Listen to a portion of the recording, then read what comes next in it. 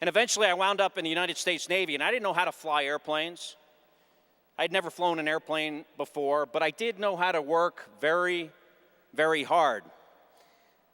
I studied the T-34, the procedures and the system so well that an airplane that I flew 30 years ago for 70 hours, if I had to fly it today and I had the engine fail, I would still know to put the PCL idle, T-handle down clip in place, standby fuel pump on, starter on, monitor N1, and ITT for start indications.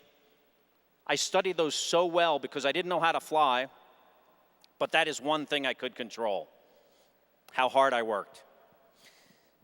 And eventually I worked hard enough that I wound up flying the F-14 Tomcat that is famous for making cool movies and killing a lot of people. Unfortunately, mostly the people that flew the airplane. And that was almost me on several occasions. And I can remember the first time I took the F-14 to the aircraft carrier. And there's no stick in the back. You're flying this airplane yourself for the first time. You have a guy in the back, an instructor, radar intercept officer, the goose in Top Gun. And I can remember looking at the ship and it looking like a postage stamp in the middle of the Atlantic Ocean. And I flew over and I came back behind the ship. And I got so low that they couldn't wave me off because that was too dangerous. And my hook actually hit the back of the ship, not the flat landing area, but the back that goes towards the water. I'd almost crashed. But I stopped, and they took me aside, and they chained the airplane down, and they said, "Are you sure this career is for you?" It's harder to land this plane, much harder to land this plane on the ship at night than it is during the daytime. And you can't even do it during the day.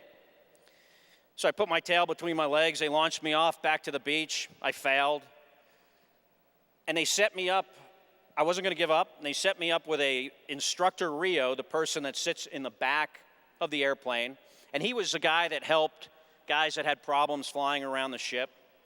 And he recognized that I wasn't actually too bad at flying the airplane, but I would become too comfortable when everything was just perfect, when I was on altitude, airspeed, heading course, all those things that are important.